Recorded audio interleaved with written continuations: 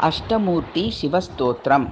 त्वं बाबिराबिरभिभूय तमः समस्तमस्तं नयस्य विमतानि निशाचराणां देदीप्यसे दिवमने गगने हिताय लोकत्रयस्य जगदीश्वर तन्नमस्ते।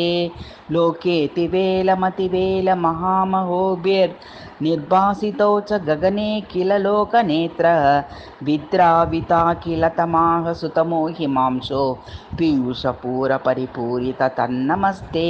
त्वं पावनेपति सदा गतिरप्युपास्यः कस्त्वां विना भुवन जीवन जीवतीह स्तब्धप्रभञ्जनविवर्धित सर्वजन्तोः सन्तोषिता हि कुल सर्वगवै नमस्ते।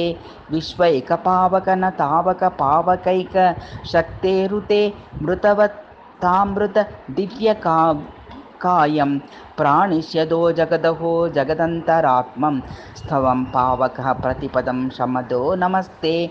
पानीयरूप परमेश जगत्पवित्र चित्रादिचित्र सुचरित्र करोसि नूनं विश्वं पवित्रममलं किल विश्वनाथ पानीयगाहनत एतदो नमोऽस्मि। आकाशरूप बहिरन्तरुतावकाश दानाद्विकस्वर महेश्वर विश्वमेतत् त्वत्तः सदा सदय संश्वसिति स्वभावात् संकोचमेति भक्तोऽस्मि नमस्ततस्त्वां। विश्वम्भरात्मक बिभर्षि बिभोत्र विश्वं को विश्वनाथ भवतोऽन्यत मस्तमोरिः सत्वं विनाशय तमो मम चाहि भूष स्तव्यात्परः परपरं प्रणतस्ततस्त्वाम्। आत्मा स्वरूप तव रूप परम्पराभिराभिस्ततं हर चराचर रूपेत सर्वान्तरात्मनिलय प्रतिरूपरूप नित्यं नमोऽस्मि परमात्मजनोऽष्टमूर्ते।